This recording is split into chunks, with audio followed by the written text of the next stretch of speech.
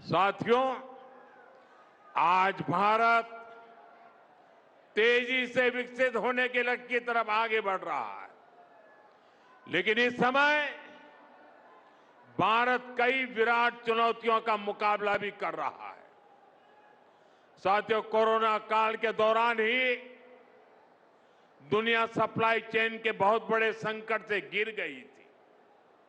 Covid के बाद Ukraine में युद्ध शुरू हो गया, उसने दुनिया की परेशानियां और बढ़ा दी।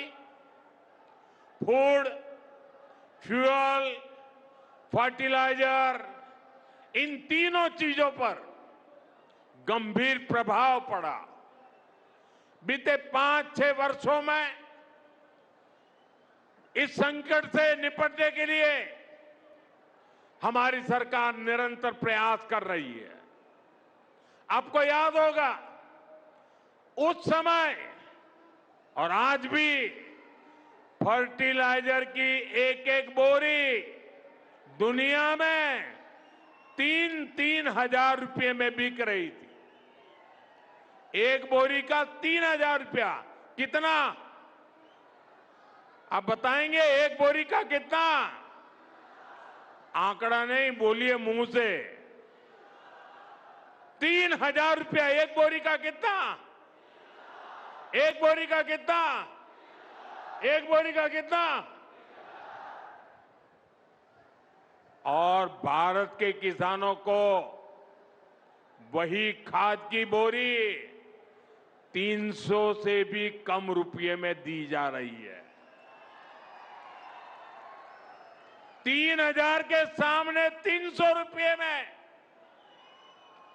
सप्लाई चेन की इन मुश्किलों के बीच पिछले 2 महीने से हमारे पड़ोस में ही इतना बड़ा युद्ध चल रहा है। इसका असर पूरी दुनिया पर पड़ा है और भारत पर तो और भी गंभीर असर हुआ है। साथियों, भारत के पास बड़े बड़े तेल के कुएं नहीं है। हमें अपनी जरूरत का पेट्रोल, डीजल, गैस, ये सब बहुत बड़ी मात्रा में दुनिया के दूसरे देशों से, बाहर से मंगाना पड़ता है। युद्ध की वजह से पूरी दुनिया में पेट्रोल, डीजल, गैस और फर्टिलाइजर के दाम बहुत अधिक बढ़ चुके हैं, आसमान को भी पार कर गए हैं। अड़ोस पड़ोस में देशों में क्या हाल है वो तो अखबारों में आता है। भारत सरकार इस युद्ध के पिछले 2 महीनों से देशवासियों को इस संकट से बचाने के लिए लगातार प्रयास कर रही है। नागरिकों पर बोझ न पड़े, इसके लिए सरकार सारा बोझ सरकार खुद अपने कंधे पर उठा रही है। लेकिन साथियों, जब सप्लाई चेन पर संकट लगातार बना रहे तो हम कितने भी उपाय कर लें, मुश्किलें बढ़ती ही जाती है। इसलिए अब देश को सर्वोपरि रखते हुए, मां भारती को सर्वोपरि रखते हुए हमें एकजुट होकर के लड़ना होगा। हमें याद रखना है, देश के लिए मरना ही सिर्फ देशभक्ति नहीं होती है। देश के लिए जीना और देश के प्रति अपने कर्तव्यों को निभाना, वो भी देशभक्ति होती है। इसलिए वैश्विक संकट के इस समय में हमें कर्तव्यों को सर्वोपरि रखते हुए कुछ संकल्प लेने होंगे और उन संकल्पों को पूरे समर्पण भाव से पूरा करना होगा। जैसे एक बड़ा संकल्प है पेट्रोल डीजल का संयम से इस्तेमाल करना। साथियों, हमें पेट्रोल डीजल का उपयोग कम करना होगा। शहरों में जहां मेट्रो है वहां हम तय करें कि हम मेट्रो का ही उपयोग करेंगे, ज्यादा से ज्यादा मेट्रो में ही जाएंगे। अगर कार में ही जाना जरूरी है तो फिर कार पूल करने का प्रयास करें और भी लोगों को साथ बिठा लें। अगर हमें कहीं सामान भेजना हो तो कोशिश करनी है कि वह ज्यादा से ज्यादा रेलवे गुड्स के जो ट्रेन होती है रेलवे की सर्विसेज से भेजें, ताकि इलेक्ट्रिक रेलवे होने के कारण पेट्रोल डीजल की जरूरत नहीं पड़ती है। जिन लोगों के पास इलेक्ट्रिक व्हीकल है वो भी कोशिश करें कि इलेक्ट्रिक व्हीकल का ज्यादा से ज्यादा उपयोग करें। साथियों, हमने कोरोना के समय में वर्क फ्रॉम होम की, ऑनलाइन मीटिंग्स की, वीडियो कॉन्फ्रेंस की, ऐसी अनेक व्यवस्थाएं विकसित की और हमें आदत भी हो गई थी। आज समय की मांग ऐसी है कि उन व्यवस्थाओं को हम फिर से शुरू करें तो वो देश हित में होगा। Work from home, online conferences, virtual meetings, इनको हमें फिर से प्राथमिकता देनी है। साथियों, आज जो संकट है उसमें हमें विदेशी मुद्रा बचाने पर भी बहुत जोर देना होगा, क्योंकि दुनिया में पेट्रोल डीजल इतना ज्यादा महंगा हो गया है, पहले से कई गुना ज्यादा कीमतें बढ़ गई है। तो हम सबका दायित्व है कि पेट्रोल डीजल की खरीद पर जो विदेशी मुद्रा खर्च होती है, पेट्रोल डीजल बचाकर हमें वो मुद्रा भी बचानी है। इसके लिए हमारे छोटे छोटे प्रयास भी देश की बहुत मदद कर सकते हैं। जैसे आजकल जो विदेशों में शादियों का, विदेशों में घूमने का, विदेशों में वैकेशन पर जाने का मिडिल क्लास में कल्चर बढ़ता जा रहा है। हमें तय करना होगा कि जब ये संकट का काल है और हमारी देशभक्ति हमें ललकार रही है तो कम से कम एक साल के लिए हमें विदेशों में जाने की बातों को टालना चाहिए। भारत में बहुत सारी जगह है, वहां हम जा सकते हैं, बहुत कुछ भारत में किया जा सकता है। इस बेटी को नीचे बिठाइए, उसे थक जाएगी। उस बेटी को बिठाइए। वो थैंक यू बेटा, थैंक यू। बैठिए, आप नीचे बैठिए। मैंने देख लिया बेटा, उसको देख लिया, अब आप बैठ जाइए। हाँ, इस छोटी बच्ची को क्यों परेशान करते हो भाई? इन बच्चों को बैठने दीजिए प्लीज। बच्चों को परेशान मत कीजिए जी। साथियों, हमें विदेशी मुद्रा बचाने के जो भी रास्ते हम लोग अपना सकते हैं हमें बचाना होगा। साथियों, गोल्ड यानी सोने की खरीद एक और पहलू है जिसमें विदेशी मुद्रा बहुत अधिक खर्च होती है। एक जमाना था जब संकट आता था, कोई युद्ध होता था तो लोग देश हित में सोना दान दे देते थे। आज दान की जरूरत नहीं है, लेकिन देश हित में हमको ये तय करना पड़ेगा कि साल भर तक घर में कोई भी फंक्शन हो, कोई भी कार्यक्रम हो, हम सोने के गहने नहीं खरीदेंगे, सोना नहीं खरीदेंगे। विदेशी मुद्रा बचाने के लिए हमारी देशभक्ति हमें चुनौती दे रही है और हमें इस चुनौती को स्वीकार करते हुए विदेशी मुद्रा को बचाना होगा।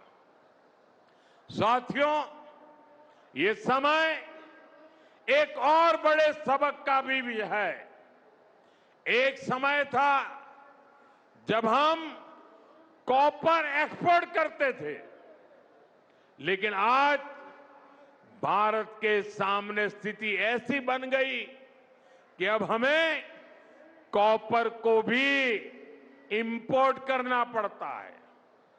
हमारे देश में हड़तालें करवाकर कॉपर प्लांट्स को ठप करवा दिया गया और अब हालत ये हो गई कि हमें कॉपर बाहर से मंगाना पड़ता है और उसमें विदेशी मुद्रा खर्च होती है। इसलिए मैं ऐसे सभी श्रमिक समूह मजदूर संगठनों से भी कहूंगा कि हमें ऐसी बातों का जरूर ध्यान रखना चाहिए। भारत को आत्मनिर्भर बनने से जो भी कदम रोकते हैं, उनमें हमें दूरी बनानी होगी और जो लोग ऐसी साजिशों में जुटे हैं, उन पर भी कड़ी नजर रखनी होगी। मैं देश की अदालतों से भी आग्रह करूंगा कि ऐसी स्थिति आने पर देश हित में हमें कोई ना कोई रास्ता निकालने की तरफ बढ़ना चाहिए। साथियों, ऐसे ही खाने के तेल का भी है। इसके आयात के लिए भी बहुत बड़ी मात्रा में हमें विदेशी मुद्रा खर्च करनी पड़ती है। हर परिवार अगर खाने के तेल में खाने का तेल का जो उपयोग करता है, अगर वो कुछ कमी करे, मैंने बार बार कहा है 10% कम करो। अगर हम तेल खाना कम करें ना, तो भी वो देशभक्ति का बहुत बड़ा काम है।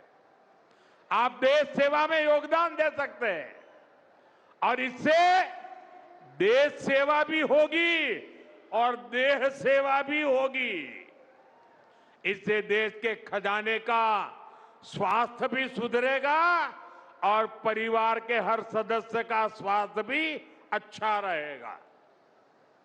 साथियों, विदेशी मुद्रा की खपत वाला एक और सेक्टर हमारी खेती है।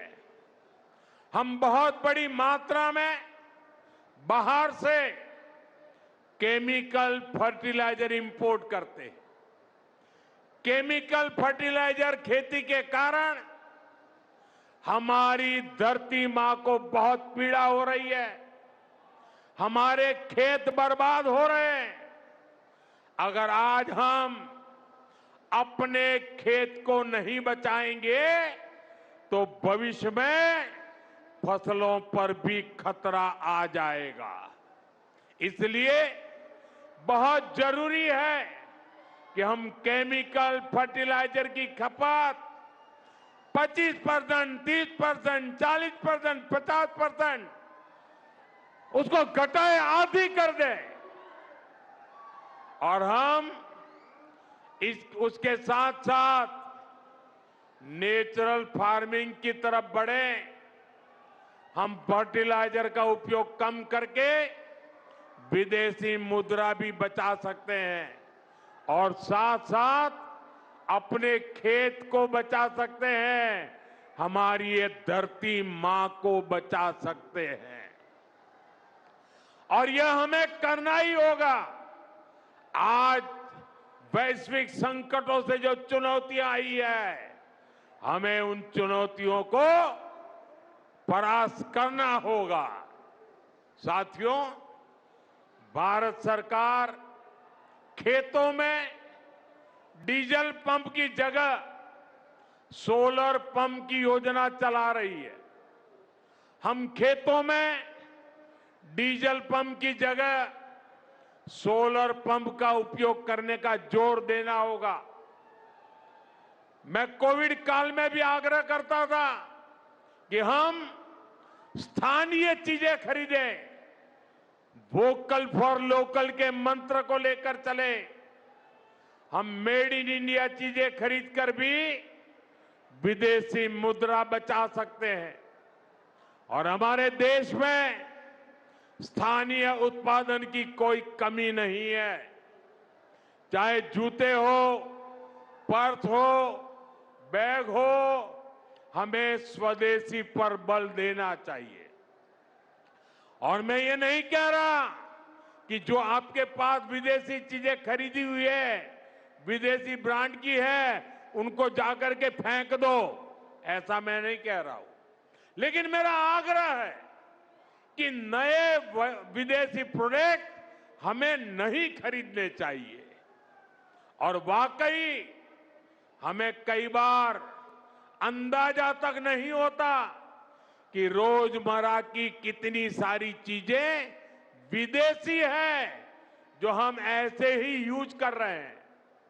और साथियों, जब मैं बात स्वदेशी की करता हूं तो लोगों को लगता है कि दिवाली के दिए खरीदो मतलब स्वदेशी हो गया। ये तो भ्रम फैलाने वाली बातें हैं, इससे सफलता नहीं मिलती है। हमें घर के उपयोग में आने वाले सामान की लिस्ट बनानी है। देखना चाहिए कितनी विदेशी चीजें घुस गई है, पता ही नहीं है। कैंची हो, कंघी हो, छोटी छोटी चीजें, टूथपिन, टूथब्रश, कितना सारा सामान विदेश से हमारे घर में घुस गया है। फिर इस लिस्ट से हमें हो सके उतना जल्दी स्वदेशी में बदलना चाहिए। साथियों, ये बातें सिर्फ एक सरकार, एक दल, एक व्यक्ति की नहीं है। ये बीजेपी का भी मुद्दा नहीं है, ये देश का मुद्दा है। और इसके लिए हर नागरिक, हर राजनीतिक दल, हर सरकार, हर समाज, हर संगठन को संकल्पबद्ध होगा।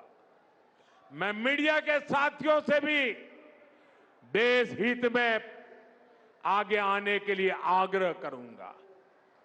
आइए देशभक्ति का भाव जगाएं और देश को जो वैश्विक संकट चल रहे हैं, देश उस संकटों का लाभ ले, परिस्थिति पे सवार हो जाए। ऐसा वातावरण बनाने के लिए हमें योगदान देना होगा और तभी जाकर के देश सफल होगा। ऐसे संकल्प जब हर नागरिक पूरी ईमानदारी से सिद्ध करेगा तो भारत हर संकट में जरूर विजयी होगा।